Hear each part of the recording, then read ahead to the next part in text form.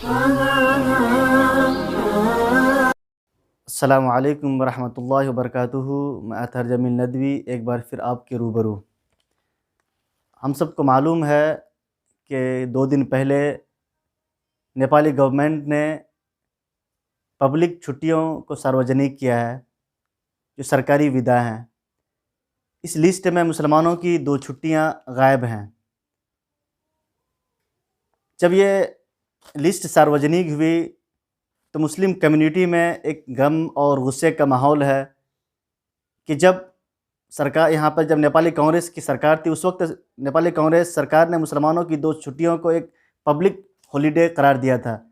लेकिन ओली सरकार ने इन 2 छुट्टियों को, जो सार्वजनिक छुट्टी थी, जो एक पब्लिक हॉलिडे था, उन 2 छुट्टियों को एक सामुदायिक हॉलिडे कहकर उनको उन उन जो पब्लिक हॉलिडे की लिस्ट से उनको गायब कर दिया, जो एक असंवैधानिक, एक अनकॉन्स्टिट्यूशनल एक कदम है, जिसके लिए मुसलमानों की जानिब से मुख्तलिफ़ संस्थाओं की जानिब से, जो सरकारी संस्था हैं, ख़ास तौर से जो हमारे मुस्लिम आयोग है उसकी तरफ से और जमीयत उलमा नेपाल की तरफ से ओली सरकार को एक लेटर लिखा जा रहा है कि जो मुसलमानों की 2 छुट्टी की जो कटौती की है उसको मुसलमानों को वापस दिया जाए।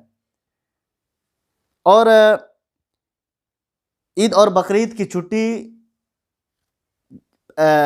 लास्ट ईयर उस मौके से भी ईद की छुट्टी पहले कटौती की गई, उसके बाद फिर ईद की छुट्टी मिली मुसलमानों को, जब हर तरफ से आंदोलन हुआ। लेकिन जब 2078 की जो लिस्ट सार्वजनिक हुई, उसके बाद भी मुसलमानों के साथ वही सौतेलापन का रवैया इख्तियार किया गया कम्युनिस्ट सरकार की तरफ से। जमीयत उलमा नेपाल ने तमाम संस्थाओं को अपील की है कि वो हुकूमत को एक लेटर लिखे और डिमांड करे कि छुट्टियों को मुसलमानों को वापस दी जाए, और इन छुट्टियों में एक जो ईद और बकरीद के दिन एक सार्वजनिक छुट्टी हो, एक पब्लिक हॉलिडे हो, पूरे मुल्क उस दिन बन रहा है।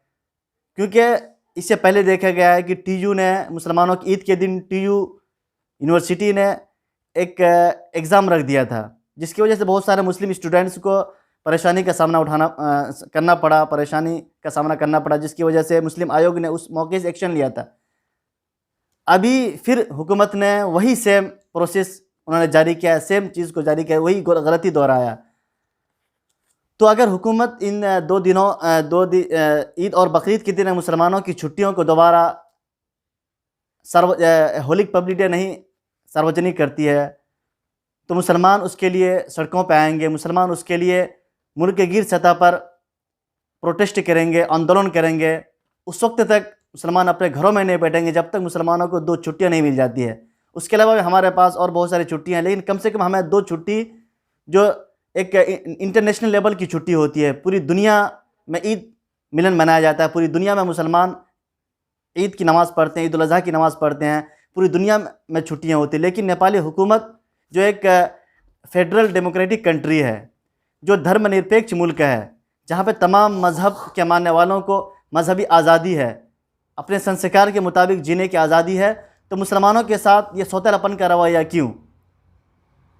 हुकूमत इसके ज़िम्मेदार। हुकूमत को चाहिए कि वो मुसलमानों को 2 छुट्टियाँ दे, क्योंकि मुसलमान भी इस मुल्क का बाशिंदा है, इस मुल्क का रहने वाला है। जितना दूसरे मज़हब के रहने वालों को जितनी आज़ादी है, जितना उनको अधिकार है, उतना ही मुसलमानों के पास भी उतना ही अधिकार है कि हमारे छुट्टी को वापस करें।